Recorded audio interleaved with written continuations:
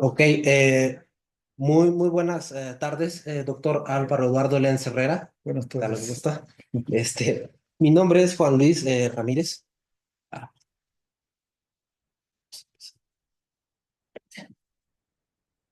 Mi nombre es Juan Luis Ramírez. Es un gusto, doctor Álvaro Eduardo Lenz Herrera. Ujú. Muy buenas tardes.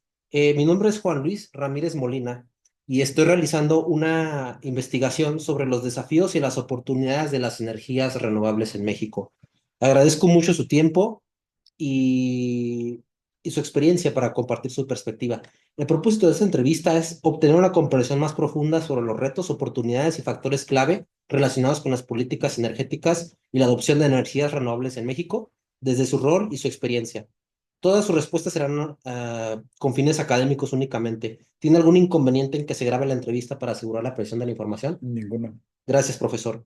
La conversación girará en torno a su experiencia en el sector, los obstáculos que ha identificado y posibles soluciones. Hay un espacio para que mencione cualquier tema que considere relevante. La entrevista tomará alrededor de 60 minutos. Si en algún momento desea detenerla o hacer pausa, no dude en indicarlo. Ok. Vamos a empezar. Para comenzar, ¿podría contarnos brevemente sobre su trayectoria en el sector energético y cómo se involucró en él, particularmente en las energías renovables? Bueno, pues agradezco mucho la oportunidad de la entrevista. Gracias, Stefan. Bueno, yo soy ingeniero mecánico eléctrico, egresado de la UNAM. Yo estudié en la ENEP Aragón y cuando terminé mi licenciatura, entré a estudiar la maestría en la UNAM en en energía. Ahí tuve la oportunidad de trabajar con el doctor Rafael Almanza, energía solar. Entonces ahí me fui introduciendo a los temas de energías renovables. Ahí en el Instituto de Ingeniería desarrollé una tesis sobre la generación de electricidad a partir de generación directa de vapor. O sea, yo generaba electricidad a través de un ciclo termodinámico, de un ciclo Rankine convencional. A diferencia de la fotovoltaica, ¿no? Que es una generación de electricidad directamente, yo generaba en esta planta solar de de la Universidad del Instituto de Ingeniería, que está citaria, junto al Jardín Botánico Exterior. Generábamos electricidad a través de un ciclo Rankine convencional. Ujú. Y posteriormente hice una tesis, o bueno, hice unos estudios de doctorado, donde la tesis fue generación de vapor. Bueno, fue incorporar un ciclo, incorporar al ciclo geotérmico energía solar. O sea, era aportar generación de vapor al ciclo geotérmico. Entonces, en particular se hizo para Cerro Prieto. En Cerro Prieto, en aquellos tiempos, ya se veía venir la decadencia de los pozos geotérmicos. Entonces se vio como una opción generar vapor extra a partir de energía solar térmica. Entonces, en ese sitio tienen esas características importantes donde se tiene la geotermia, pero también se tienen valores importantes de radiación solar. Entonces era generar vapor en el día para aportarle al ciclo geotérmico. Ese fue mis estudios de doctorado.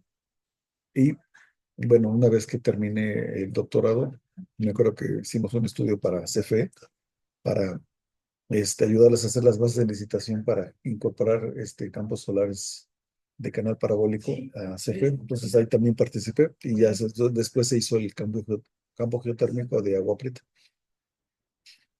En ese pues ayudé a hacer a sacar como las bases de licitación, o sea, darles información para que lo sacaran. Y ya después ya no participé, pero estuve involucrado un poco y después entré como académico de la Universidad Autónoma de la Ciudad de México, donde me he desempeñado los últimos 18 años aquí como académico, dando cursos sobre energía solar térmica y energías renovables, sostenibilidad. Y bueno, me dieron también la oportunidad de un curso de energía nuclear, introducción a la energía nuclear, ya que teníamos un compañero que se llamaba Gerardo Canizal, que él era nuclear 100%, pero él falleció, entonces no había quien diera la clase, entonces yo entré a dar esa parte de energía nuclear, pero me he desempeñado más sobre energía solar y energía, y la parte de sostenibilidad, ¿no? Y en este trayecto estuve, cuando entró el presidente López Obrador, me fue invitado a pertenecer a la CENER. De la CENER estuve como director de geotermia. Como vieron que había hecho mi tesis sobre geotermia, dijeron, pues aquí no hay quien sepa de geotermia, entonces me metieron como director de geotermia. Estuve unos meses como director de geotermia. Y antes de eso, estuve como invitado como profesor en el City College of New York. Estuve como profesor invitado en el 2000, de 2015 a 2016. Entonces ahí también estuve participando, haciendo investigación sobre la relación de la energía y el clima, trabajando con ellos, con datos que bajábamos de la NASA. Entonces veíamos cuál era la relación entre el consumo de energía y el clima. Y estuve en ahí un año en el City College, después regresé como otra vez a ser profesor aquí en la UACM.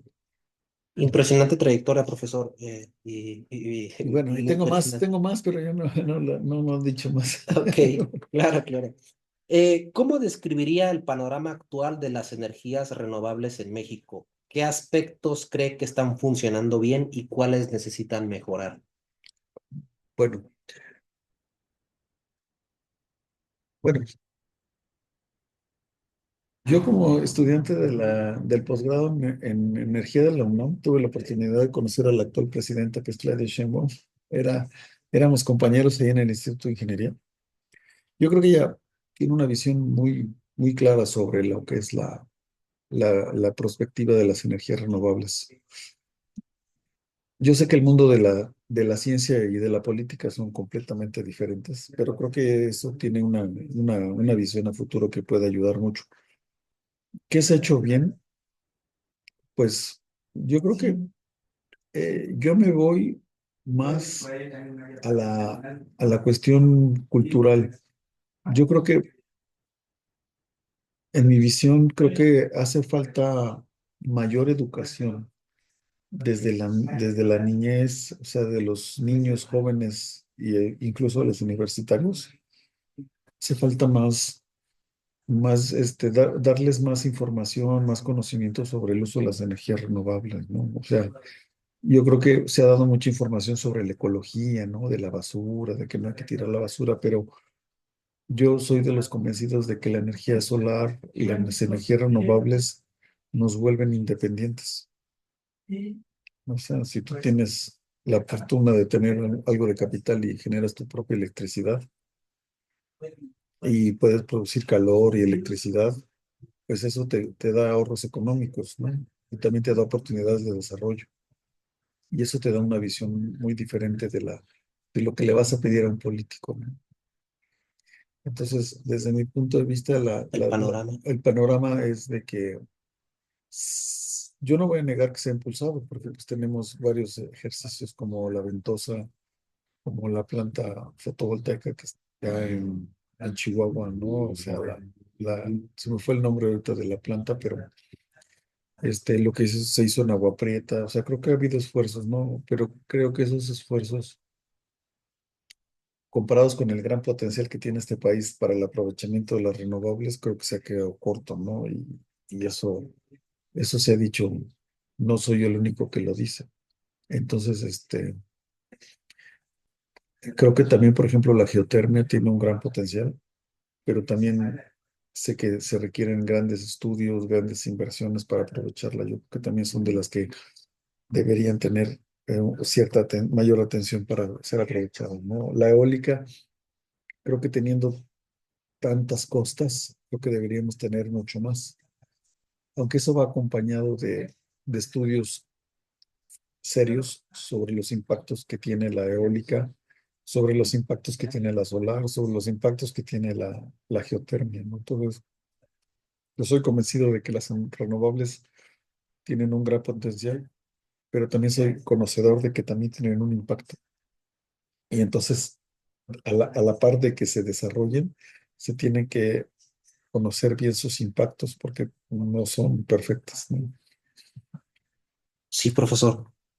Claro, en su experiencia, ¿cuáles son los dos o tres principales desafíos o obstáculos para implementar proyectos de energías renovables en México? Bueno, creo que uno de los principales desafíos son que este país tiene muchas necesidades, a veces anteriores a la energía. O sea, yo siento que hay población que vive en pobreza energética, que vive en marginación, que vive en niveles de pobreza muy fuertes, que a veces hay que darles o satisfacerles esas necesidades que son apremiantes, ¿no? Si no tienen qué comer, si no tienen vestido, si no tienen casa, o sea, yo creo que hay necesidades que son más apremiantes que el llevarles agua caliente, ¿no? Como Sí, decíamos a veces en broma, ¿no? Les quieres llevar agua caliente, pero si no tienen agua, no tienen agua de calidad. O sea, yo creo que a veces el gran reto de este país no es las energías renovables, sino llevarles y cubrir sus necesidades básicas. Una vez que tú ya cubriste sus necesidades básicas, que ya tienen agua, que ya tienen una forma de llevarse alimento, entonces ya puedes pensar en llevarles energía eléctrica, llevarles otro tipo de necesidad. Y a lo que me refiero son casos muy específicos, ¿no? De programas donde les llevan paneles solares, ¿no? Y acaban vendiéndolos porque eso les ayuda a satisfacer alguna necesidad, alguna emergencia, ¿no? Se enferma el hijo, se enferma algún miembro de la familia y necesitan un recurso y lo que acaban haciendo es vendiendo el panel que se les regaló porque están satisfaciendo una necesidad previa, ¿no? Yo creo que una vez que se pueda satisfacer esas necesidades, podemos pensar en llevarles energía, ¿no? Ahora, programas como el que se ha anunciado de paneles solares en viviendas en Mexicali, donde los climas son muy extremos y se va a generar parte de la energía porque tienen un consumo muy alto por aire acondicionado, me parece un proyecto muy interesante, pero en sí, porque reducen su factura eléctrica, ¿no? pero en sí, si tuviera que identificar tres obstáculos concretos, ¿cuáles serían para usted, profesor? Bueno, como lo mencioné primero, la educación, ¿no? El segundo es el nivel socioeconómico. Ok. Ujú. Y tal vez el otro obstáculo sería el tener gente capacitada, o sea, ese gente, Capital humano. capital humano. Ujú. Entonces, que pueda asistir a la gente que tenga tecnología solar Ok. o eólica o renovable, ¿no? De estos desafíos, ¿hay alguno que considere particularmente subestimado o poco discutido? Mm, Bueno, yo analizaría los tres, ¿no? En el caso de capital humano, creo que se ha hecho mucho esfuerzo porque ya lo ves a nivel de institutos tecnológicos, universidades estatales, se ha promovido las ingenierías en energía y esas en energía tienen aprovechamiento de renovables. Creo que sí se ha hecho un esfuerzo de capacitar gente y que tenga ese conocimiento, ¿no? Yo también tuve oportunidad de participar en el Comité de Gestión por Competencias Laborales del CONOCER, donde se daba la certificación para instaladores de calentadores solares, certificación para instaladores de fotovoltaico. Entonces, en ese sentido, creo que sí se ha hecho el esfuerzo para instalar, ¿no? En ese mismo sentido, se ha visto que, por ejemplo, en el caso de solar, cuando las instalaciones fallan son por dos cosas, porque el equipo es de mala calidad o porque el equipo no está bien instalado. Entonces, en el caso de Solar Thermic, que yo tengo, digamos, más experiencia, se ha visto que cuando tú tienes un equipo de buena calidad y está bien instalado, puedes alargar la vida de un equipo de 15 a 18 años. Pero si no es de buena calidad y no está bien instalado, pues realmente no te van a durar.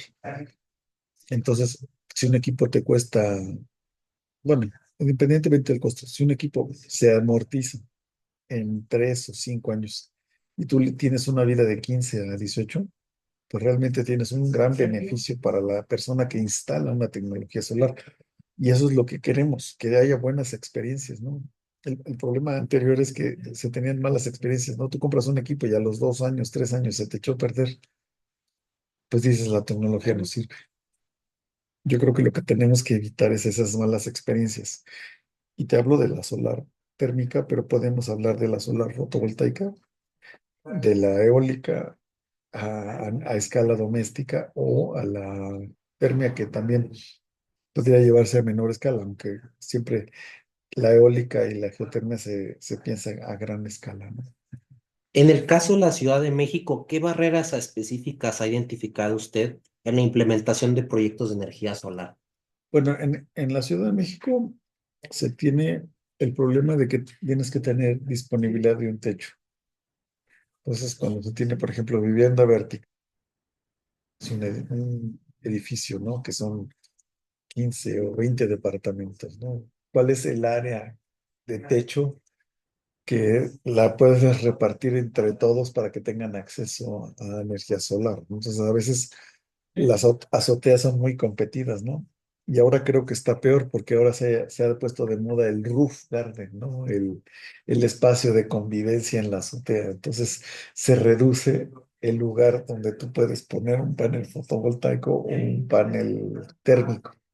Entonces ya entra en competencia el espacio para todos los usuarios, ¿no? A veces lo que se ha optado es por poner un poquito para áreas comunes, pero ya limitas el que cada departamento tenga acceso a agua caliente o a electricidad. Entonces creo que en uno de los grandes problemas es el espacio, ¿no? Ahora, si tú eres dueño de una casa, si eres afortunado en tener una casa, pues ya tienes más espacio. Entonces ya puedes poner un panel fotovoltaico, un panel fototérmico, y ya puedes satisfacer tus necesidades. Ese es una del espacio. Ujú, del espacio. Ahora, la otra problemática es la inversión inicial de un sistema renovable siempre es más alta. Entonces, no todos tienen el dinero para esa inversión inicial. Entonces, una sería, por ejemplo, acceso al crédito.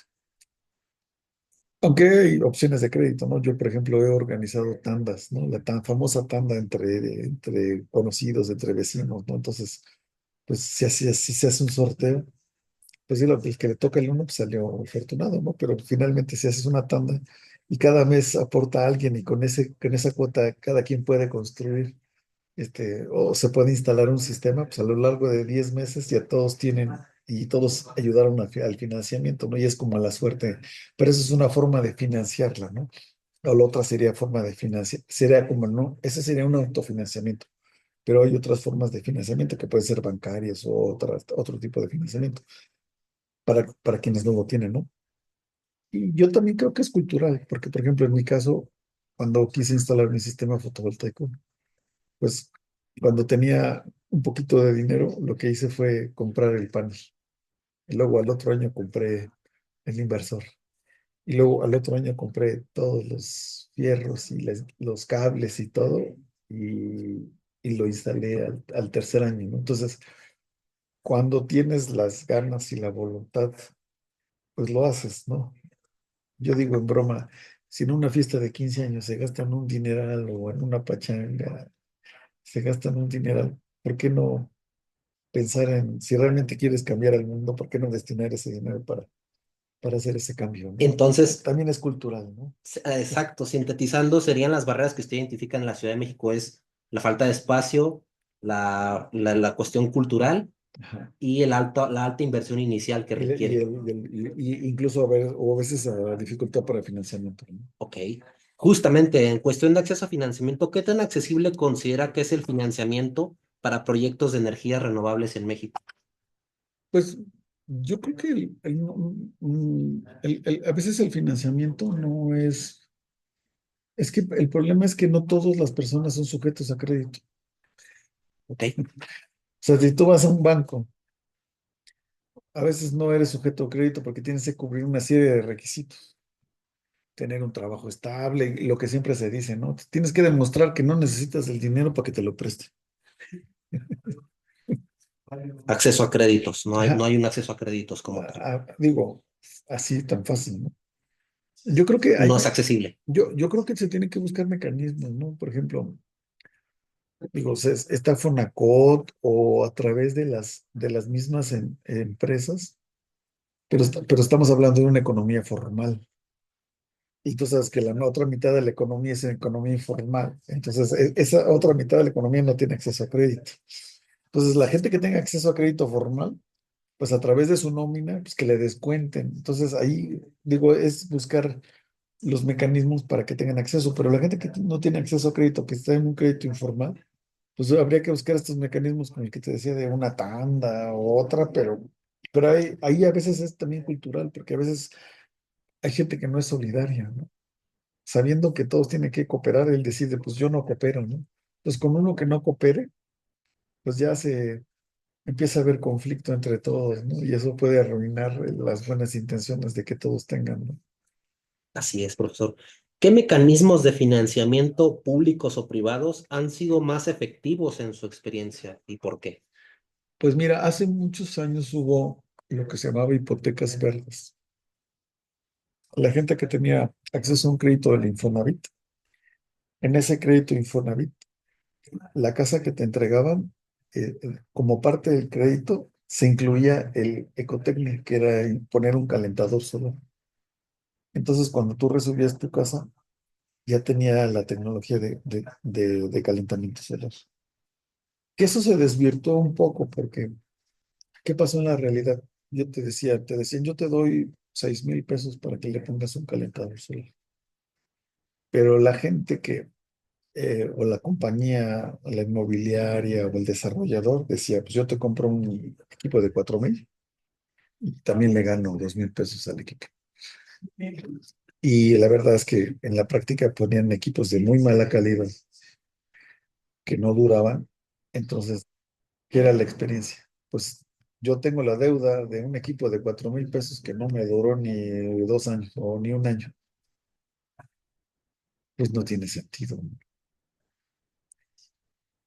Entonces, aquí lo que se debe haber cuidado es que sean equipos de buena calidad. Entonces, por eso que te decía que se tenía que pedir la certificación del equipo que cubra con la calidad y que sea instalado por alguien que sepa, ¿no? Entonces, si no cuidas eso, pues tienes esas malas experiencias, ¿no? Entonces, en ese ejercicio, pues hubo malas experiencias y se acabó por cancelar. Entonces, creo que necesitamos cuidar que la instalación y el equipo sean buenos para que realmente sea, ¿no? Algo que pueda caminar hacia el futuro, ¿no? Ok. Como yo siempre he dicho, necesitamos evitar las malas experiencias, ¿no? Entonces, en sí, los mecanismos que ha encontrado más efectivos son la... El crédito verde era muy buena intención, pero digamos, la intención era muy buena, pero en la práctica no. Ok, crédito verde, ¿qué otro? Este, ¿qué otro? Pues esa era la hipoteca verde. Bueno, se creó el famoso Procalsol, que era el programa de promoción de las energía solar térmica en los hogares, Ajá, pero realmente se quedó como un programa, ¿no? Que fue previo a la hipoteca verde. ok. Y de ahí en fuera, pues no recuerdo otro. Ah, bueno, sí, sí, cómo no, está el del FIDE. El FIDE da financiamiento para casas y para industria, pero también el FIDE se topó con las malas prácticas, que fue el FIDE se encontró con cartera vencida. O sea, se le daba el crédito, pero la gente no quiso pagar. Entonces el FIDE dijo, bueno, pues no puedo estar dando créditos de manera indiscriminada si la gente luego no me quiere pagar. Entonces también algo que parecía que podía caminar, no pudo caminar porque la gente no quiso pagar. Entonces cuando tuvieron cartera vencida, pues, tuvieron que reducir el programa, ¿no? Y yo creo que ahí también es cuestión es cultural. Porque si tú sabes que está dando un equipo y tú te comprometes en pagarlo, ¿por qué no lo pagas? Yo sé que hay circunstancias de que a veces hay eventualidades y que a lo mejor te quedas sin trabajo o a lo mejor tienes alguna cuestión de salud o algo, ¿no? Pero en esos casos, ok, se entiende, ¿no? Yo creo que en esos casos también tiene que haber un seguro o ver incorporar un seguro que si tú te quedas sin trabajo, si tú te enfermas, pues entra el seguro a cubrir esa parte, ¿no? O sea, Pero cuando ya hay mala fe de que no te quiero pagar, pues eso sí, yo creo que ya es cultural, ¿no? Sí, Y profesor. no quiero decir que todos entran en ese caso, ¿no? Yo sé que hay eventualidades, ¿no? O como la hipoteca verde, ¿no? De que se esperaba que fueran buenos equipos y la verdad es que se instalaron malos equipos, ¿no? Entonces, yo creo que ahí hay algo que no está funcionando, que no es problema de la energía renovable, ¿no? La tecnología yo creo que está lo suficientemente madura, sino ahí le entra el aspecto humano que no permite ese desarrollo, ¿no?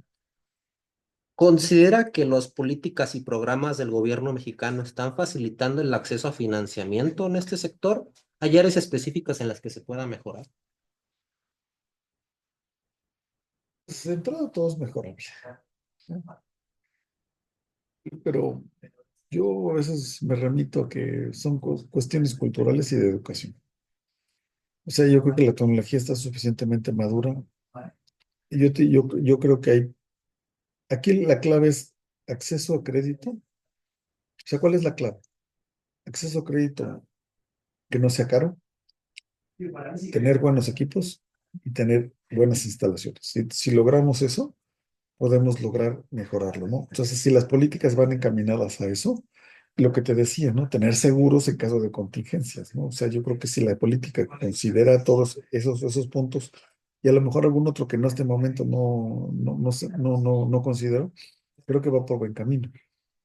Ujú. Entonces, sí considera que el gobierno mexicano está facilitando el acceso Sí, sí, o sea, de que ha habido facilidad, ha habido facilidad. Ok. ¿Qué actores tienen mayor influencia en el flujo de recursos financieros hacia estos proyectos? ¿Qué actores tienen influencia sobre los recursos financieros? Bueno, de entrada pues, sería la banca de desarrollo y la banca comercial. O sea, son los que te facilitan, ¿no? Pero ¿quiénes son los que facilitan tener buenos equipos? Pues las certificaciones. Ajá. Entonces yo creo que el gobierno hizo buenos esfuerzos por certificar equipos. Ahora, aquí el problema es que todos estos programas tienen que exigir que los equipos que se instalen estén certificados. La NOM que se cumpla. ¿Cuál es el problema de este país? Que hay la ley, pero no hay quien la cumpla. Hay instaladores certificados y exigir que los que entren a los programas sean instaladores certificados, sean equipos certificados y que entren a este programa y que haya un seguro. Entonces, si el gobierno no hace esta parte de exigir buenos equipos, buenos instaladores, creo que esa es también parte importante que tiene que pedir el gobierno, ¿no? Y pues hacer programas con la banca comercial donde ellos sean, o sea, ¿cuál es el problema de la banca comercial? Caer en cartera vencida. Entonces, si yo te ayudo a pagar el seguro de que yo caiga en cartera vencida, puedo bajar la tasa de interés del riesgo.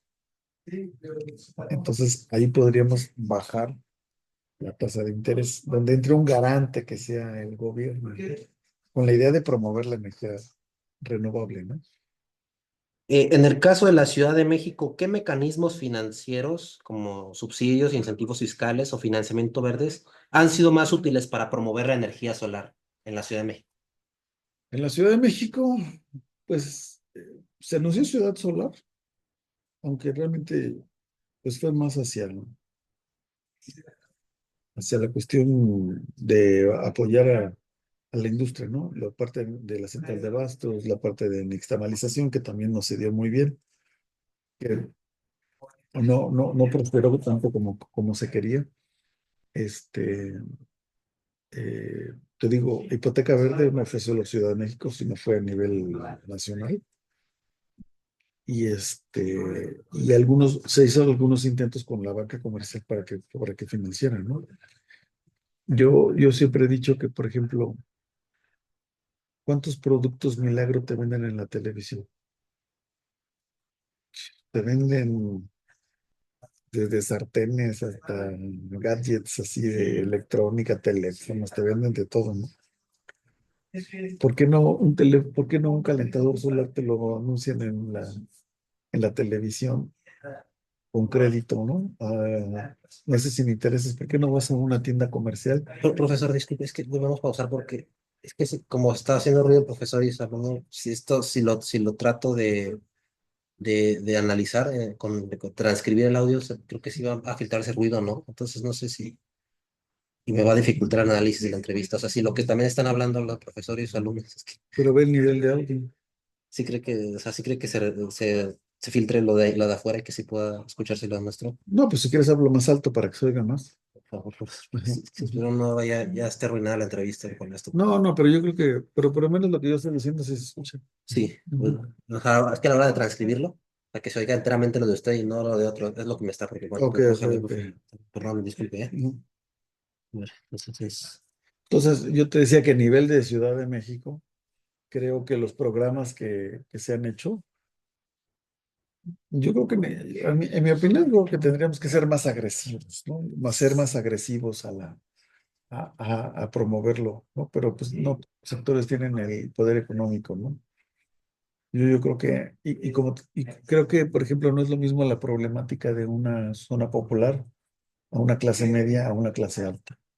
Creo que hay diferentes, diferentes perspectivas, diferentes problemáticas. Creo que cada una debe ser atendida en particular de manera especial. los mecanismos financieros Deben, que han sido deben, más útiles son deben diferenciarse. y han Ajá. sido en su Pues de experiencia hipoteca verde, la hipoteca pero verde, va a vivienda de interés social. ok, ok. Ajá. Es que eso es una especie de incentivo o de subsidio, Sí, es un financiamiento. ok. Ahora, respecto a incentivos, ¿qué tipos de incentivos, ya sea gubernamentales o privados, considera que han sido más efectivos para promover la adopción de energías renovables en México y por qué? Bueno, el principal incentivo que ha habido para promover la energía solar es la depreciación al 100% de las instalaciones renovables, pero solamente es a nivel empresa. O sea, si tú ese incentivo lo cambiaras también a persona física, no a persona moral, te aseguro que se detonaría el uso de energía. Imagínate un equipo que te cueste 50,000 pesos, que lo puedas deducir en tu casa como persona, como un asalariado, pues eso detonaría de manera y sería una locura. Eso yo creo que sería claro, tiene sus implicaciones fiscales, ¿no? De que el fisco a lo mejor no lo ve con buenos ojos porque hace el cálculo de cuánto dejaría de percibir. Pero si quisieran promoverlo sería un hitazo. Ok. ¿Qué otro incentivo, profesor? ¿Qué otro incentivo? Pues mira, dar dinero yo no lo veo viable. Ok. Yo creo que ese es el incentivo fiscal a persona física sería lo más importante que podrían hacer. Y a lo mejor limitarlo por ciertos candados, ¿no? O sea, no puedes exceder de los 100,000 pesos. O sea, yo creo que debe tener tal vez sus limitaciones, ¿no? O solamente 50,000. Pero si tu equipo te cuesta 70,000 y puedes deducir 50,000, Ok.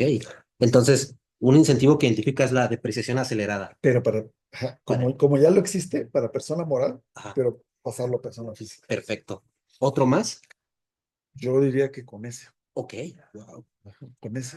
Ahora, considera que desde su experiencia, ¿qué tipos de incentivos adicionales serían necesarios para acelerar la transición energética hacia las energías renovables en el país? Uf, bueno, estamos hablando, yo me he enfocado mucho en energía solar.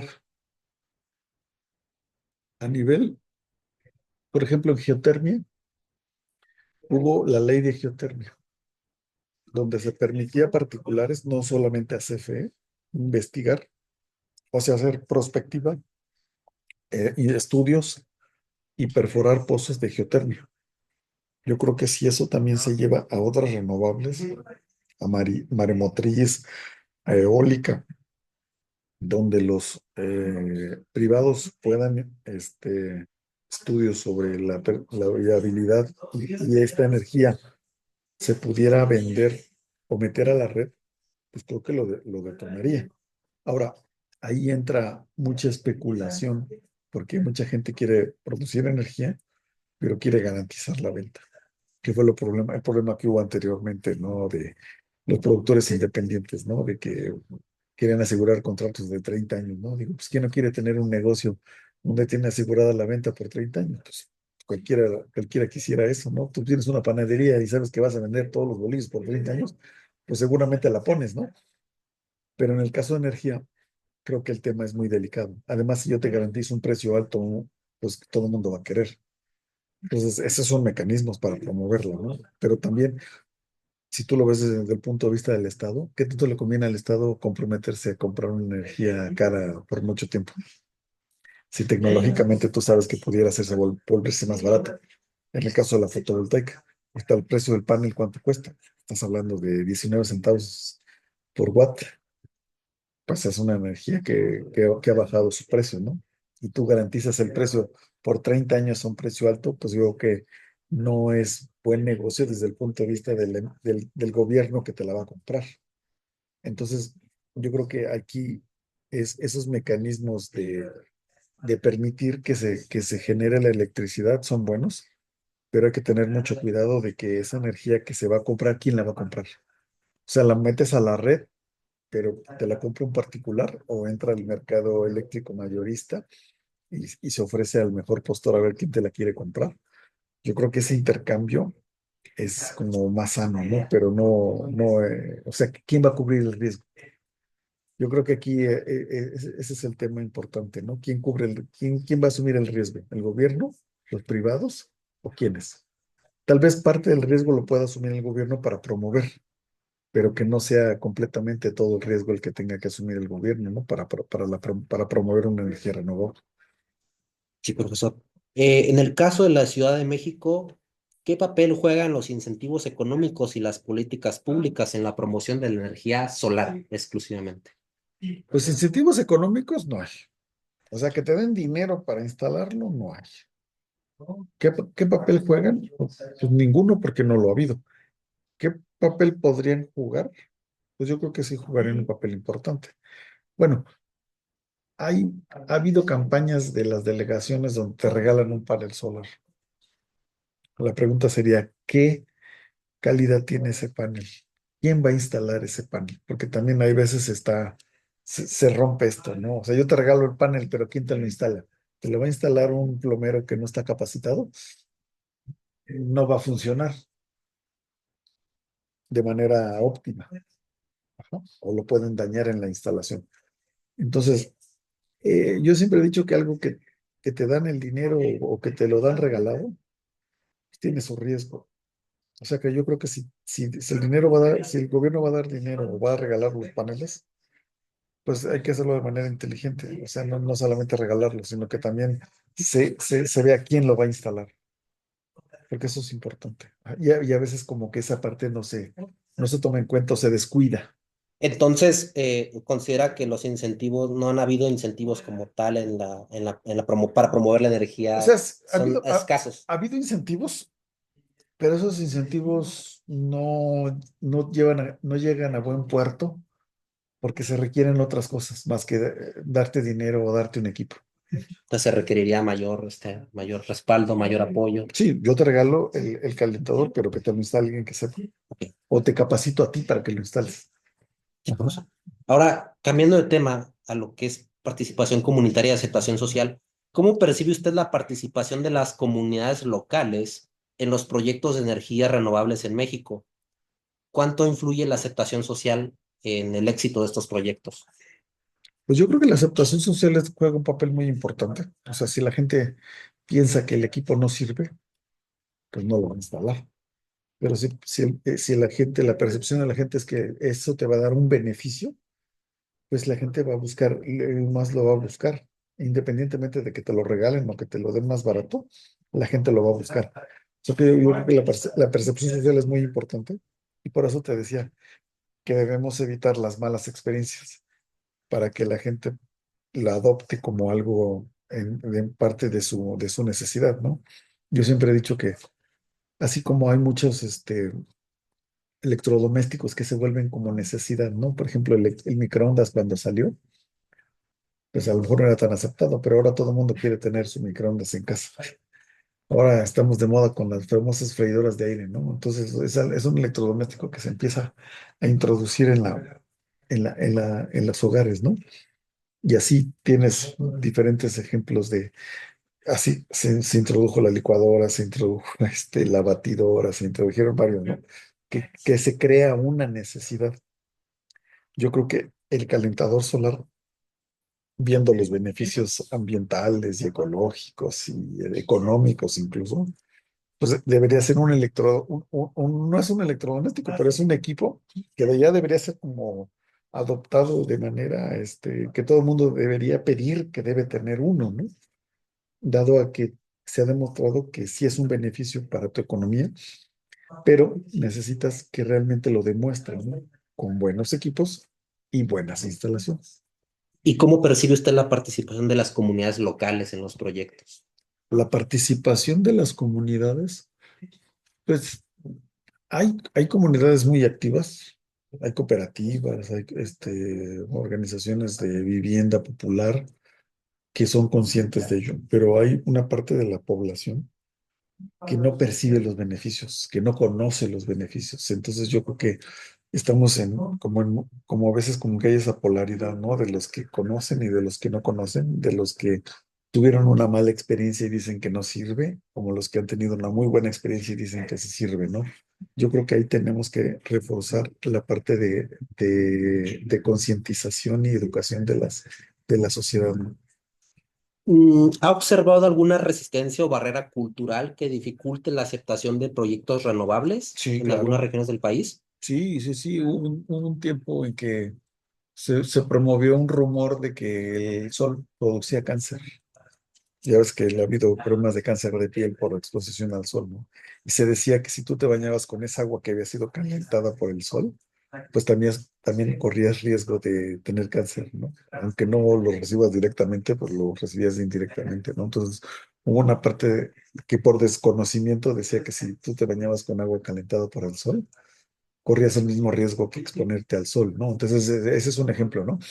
Y la otra que te decía, hay experiencias negativas que ha vivido la gente por malos equipos o por malas instalaciones y que consideran que la tecnología no está madura. Entonces buscan por otra tecnología que puede ser por calentamiento de calentadores a base de gas o gas natural que dicen que van a la segura, ¿no? O regaderas eléctricas, ¿no? Pero porque han tenido una mala experiencia. Entonces, esa es una barrera, ¿no? ¿Ha observado casos en los que la oposición local ha influido en la cancelación o rediseño de proyectos? Claro. Ujú. Sí, sí, ¿Podrán sí. dar más un poquito en respecto? Por ejemplo, yo me acuerdo del caso de la eólica en Oaxaca, ¿no? Donde los beneficios sociales eran casi nulos, o sea, la gente que era del local no recibía el beneficio, entonces se pusieron a proyectos, ¿no? En el caso de energía solar, por ejemplo, en la Ciudad de México, difícilmente no ha habido esos casos, ¿no? De que se resistan al proyecto solar. Son otros aspectos como económicos o de acceso al espacio los que lo han impedido, pero no, que yo sepa en Ciudad de México no. Bueno, en el caso de las tortillerías, hubo un programa de que se quería hacer apoyar energías renovables y se les quería dar un crédito para que instalaran energías renovables, pero resulta que la mayoría de las tortillerías no eran sujetas de crédito. Entonces no todos podían acceder al crédito. Entonces ese programa fracasó porque no todas las tortillerías pudieron ser sujetos de crédito. Ok, Y ahí entonces, ahí fue no es que la gente no quisiera, la gente sí quería, pero no tuvo acceso a crédito. ¿qué estrategias podrían mejorar el diálogo entre comunidades y promotores de energía renovable? A ver otra vez.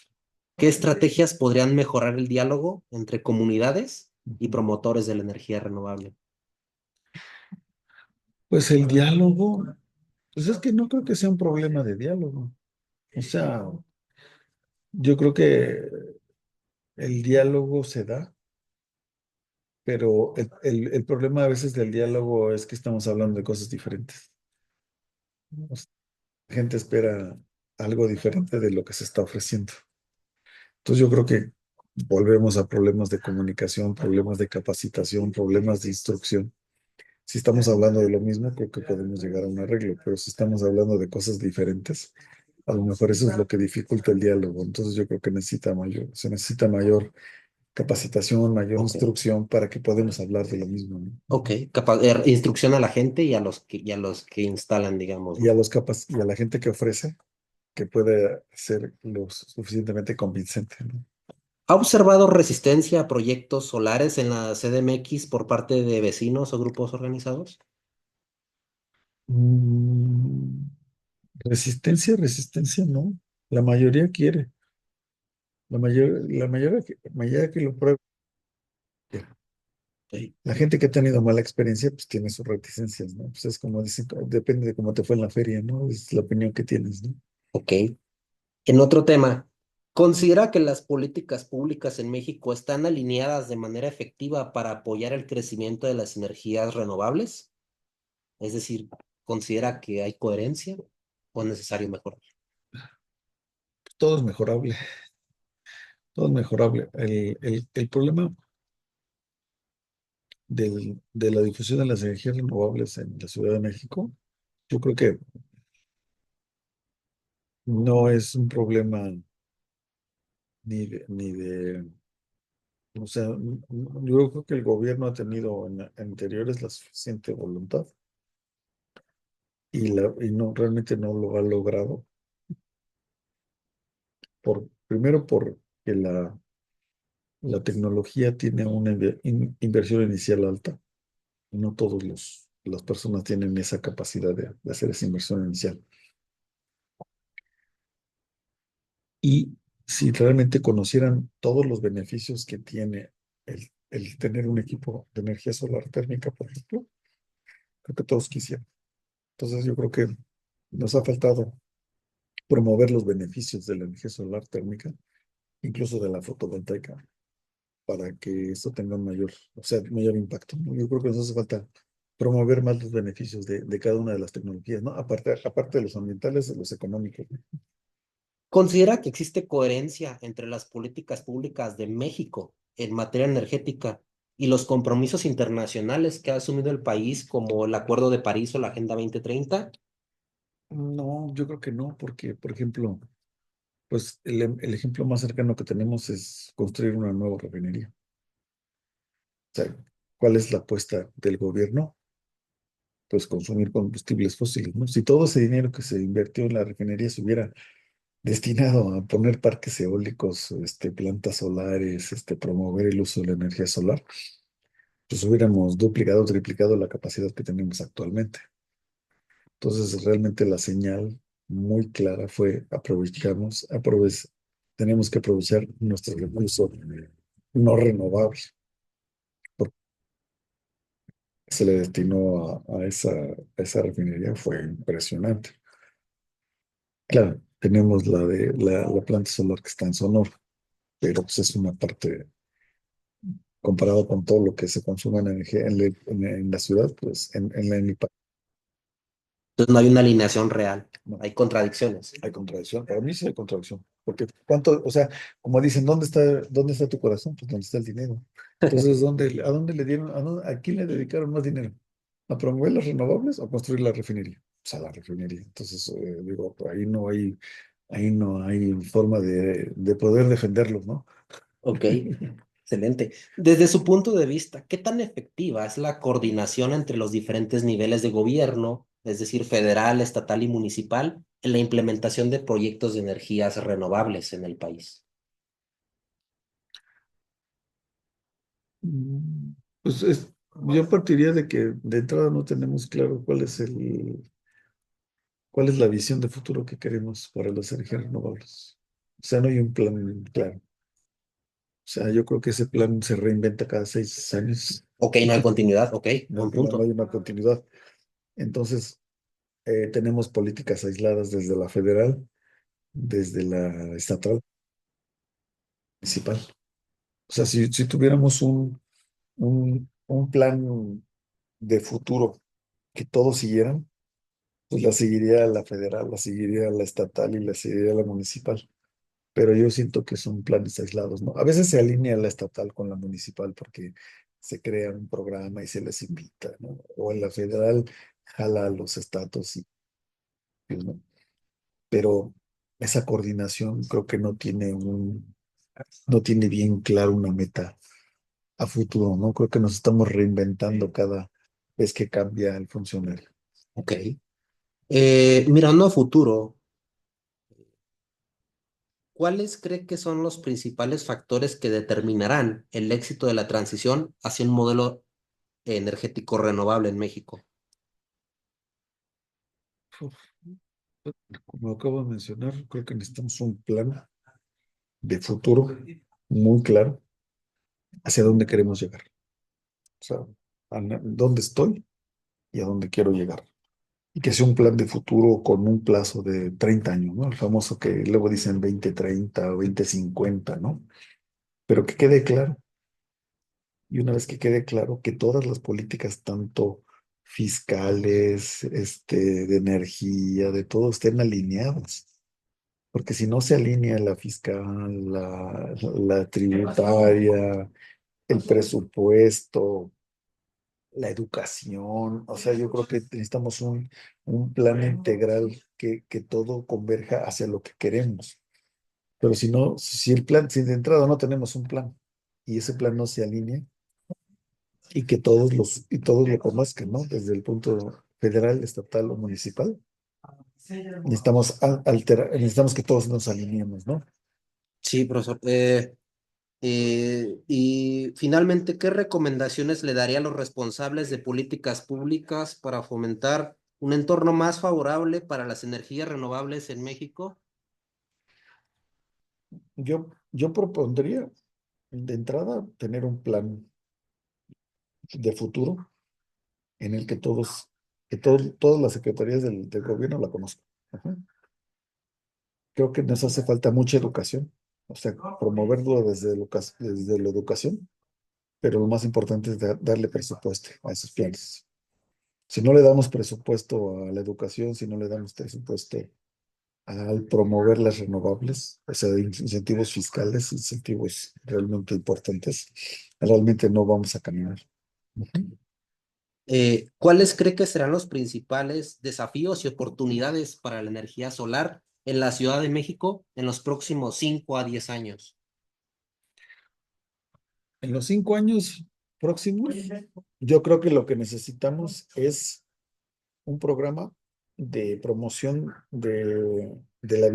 para la vivienda diferenciado entre los de bajos recursos, media y alta, ajá, atendiendo las necesidades de cada grupo. Ujú. Ok, Y también tanto una visión para lo térmico y una visión para lo fotovoltaico. ok. ¿Y desafíos que encuentre? Desafíos, pues el desafío sería que todos los techos que estén disponibles en la Ciudad de México tengan equipos de energía solar. Ese es el desafío. Ok. Que todos tengamos el aprovechamiento tanto térmico como fotovoltaico, que no estemos desperdiciando. ¿Y considera que hay otro desafío como el económico, el poder adquisitivo o algo así de las personas? No, pues eso ya sería un incentivo económico, el que todos tengan acceso al recurso para poderlo hacer. Pues la otra sería hacer el crédito accesible a todos, Ok. pero también, como te dije, no todos quieren pagar luego una vez que se lo instalen, ¿no? Entonces, pues, ver qué mecanismos hacemos con la gente que no quiere pagar, ¿no? Ok, entonces ya casi casi acabando. ¿Qué recomendaciones tiene para los formuladores de políticas y planificadores urbanos para maximizar el potencial de la energía solar en la Ciudad de México? Bueno, hay un reto de que lo puedes hacer. Aquí tienes un reto, ¿no? Que sería la zanahoria o el garrote. La zanahoria es invitar a que todos se motiven y que todos lo quieran hacer. Y lo otro sería el reglamento de construcción. Decir que toda la vivienda nueva que en México, que ya se tiene un reglamento de promoción a nivel reglamento, instalen. Pero ese reglamento hacerlo cada vez un poco más exigente. Si ahora todas las construcciones nuevas o remodelen tengan que poner fotovoltaico y fototérmico, ya es por ley. De ahí no les queda de otra. Ujú. Entonces, pero ¿cuántas Ahí sería decir, a la vivienda existente se le pide o se le invita a que instale fotovoltaico. Y a lo mejor te reducen un porcentaje de tu tenencia o un porcentaje de tu, eh, ¿cómo se llama? De tu predial. O te exenten del predial si tú lo pones y lo demuestras, ¿no? Entonces, esos serían mecanismos fiscales o de incentivos pues, para que tú lo puedas hacer. Pero eso tendría que ser muy agresivo, pero pues también el reducir los ingresos del gobierno, pues no está fácil, ¿no? O sea, yo creo que es donde ahí se piensa seriamente el promoverlo tanto, ¿no? Ok, excelente. Muchísimas gracias, profesor, por compartir su experiencia y perspectiva. Su contribución es invaluable para este estudio, desde luego de corazón. Ajá. ¿Hay algo más que le gustaría agregar sobre el tema o algún otro aspecto que no hayamos tocado en la entrevista? Pues no, yo creo que hemos tratado muchos de los aspectos y yo insistiría que la parte de educación es muy importante. Si todos en este país estuviéramos convencidos de que tenemos que ir a las energías renovables, y creo que algo que no se ha dicho es la eficiencia energética. El uso de la energía renovable siempre tiene que ir acompañada de la eficiencia energética. O sea que hay algo que no se tocó en la entrevista y es que tenemos que promover la eficiencia energética, tenemos que hacer más con menos recursos. Entonces, así como vamos a promover las renovables, tenemos que promover la eficiencia energética a todos los niveles, en todas las secretarías, en los hogares, en la industria, en todos lados. Creo que la eficiencia energética tiene un papel muy importante, incluso creo que va antes de promover la renovable, porque si tú sigues derrochando la energía, pues vas a requerir un sistema fotovoltaico más grande, vas a requerir un sistema térmico más grande. Pero si tú ya hiciste eficiencia energética, a lo mejor tu sistema te sale más barato porque requieres menos. Entonces creo que algo importante que no se menciona es eficiencia energética y eso tenemos que ser muy, hacer hincapié en que la energía, en la eficiencia energética va primero y después implementemos la renovable. Muchísimas gracias, profesor. Eso es un crack, sinceramente se lo digo. Muchas gracias. Cuánta sabiduría recogida en una sola entrevista. Muchas gracias. Muchísimas gracias. ¿Qué te gustó ese cierre? Estuvo bueno. Wow, buenísimo. O sea, me permítame.